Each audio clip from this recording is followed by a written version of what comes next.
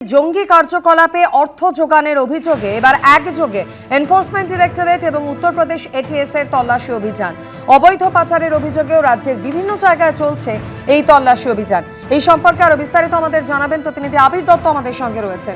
আবির, এ রাজ্যের কোন কোন জায়গায় এবং এ রাজ্য ছাড়া আর কোন কোন রাজ্য রয়েছে তদন্তকারীদের স্ক্যানারে? দেখো, মূলত টেরর ফান্ডিং ও অবৈধ পাচারের যে তদন্তে দেশ জুড়ে মোট 13টি জায়গাতে এনফোর্সমেন্ট ডিরেক্টরেটের তল্লাশি চলছে এমনটাই জানা যাচ্ছে। তল্লাশি করা হচ্ছে কলকাতা, উত্তর 24 পরগনা, দক্ষিণ 24 পরগনা, মুর্শিদাবাদের বেশ কিছু জায়গাতে। বাংলাদেশ থেকে অবৈধ অনুপ্রবেশ ও রোহিঙ্গাদের ভারতে এনে অর্থের বিনিময়ে ভারতীয় নথি পাইয়ে দেওয়া, এছাড়াও জঙ্গি কার্যকলাপের ইন্ধন দেওয়া টাকার বিনিময়ে, এবং তার সাথে সাথে উত্তরপ্রদেশ এটিএস তারা ভারতীয় নথি পাইয়ে দেওয়ার যে চক্র সেই বিষয় নিয়ে তদন্ত করেছিল। সেই সূত্র থেকেই কিন্তু এই টেরর ফান্ডিং এর বিষয়টির উপরে এই তল্লাশি অভিযান চালানো হচ্ছে। এনজিও সেবামূলক প্রতিষ্ঠানের নামে চলতো এই কারবার। বিদেশ থেকে টাকা পাঠানো হতো, কোটি কোটি টাকা আর্থিক লেনদেনে এই কিন্তু হয়েছে অনুমান করছেন তদন্তকারীরা। যেটা জানা যাচ্ছে যে হাসনাবাদে উত্তরপ্রদেশের এটিএস তারা এসছেন এবং সেখানে কিন্তু এক ব্যবসায়ী নজরে রয়েছে। যে জানা যাচ্ছে যে এলাকার তৃণমূল নেতা আব্দুল গাজীর বাড়িতে আজকে উত্তরপ্রদেশের এটিএস এ হানা হয়। সেখানে এনফোর্সমেন্ট ডিরেক্টরেটের টিমও যায়। আব্দুল্লাহ গাজী ও তার বড় ছেলে এই রামেশ্বরপুর এলাকায় মাদ্রাসা এবং অতিমখানা তৈরি করার নাম করে বিদেশ থেকে কোটি কোটি টাকা আনতো, এমনটাই অভিযোগ।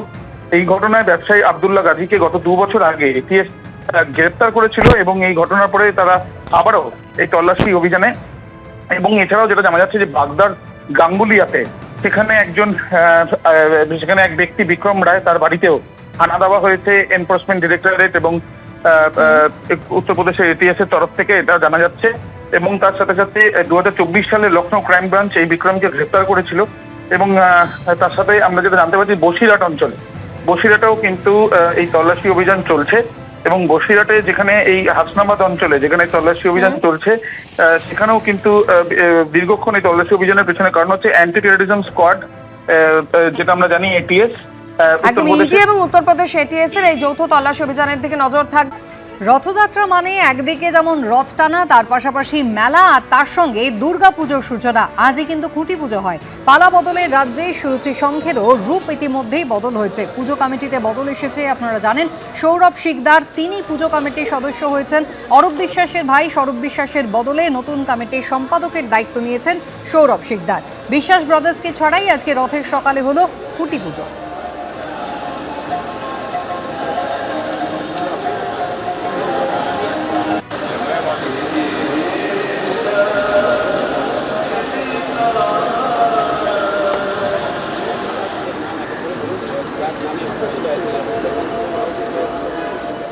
বার্তা হচ্ছে সর্বজনীন পুজো, যখন সর্বজনের পুজো। আজকে সর্বজনকে নিয়ে খুঁটি পুজো হয়েছে।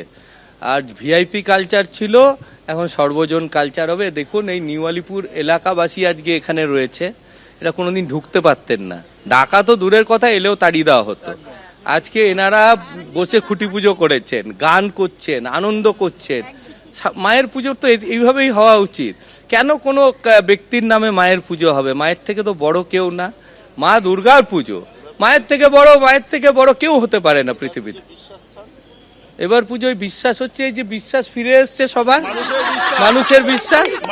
এই যে দেখুন, বিশ্বাস আছে তো, এই যে জনগণের বিশ্বাস। মায়ের পুজো মাতৃশক্তি করছে, এর থেকে বড় জিনিস কি আছে?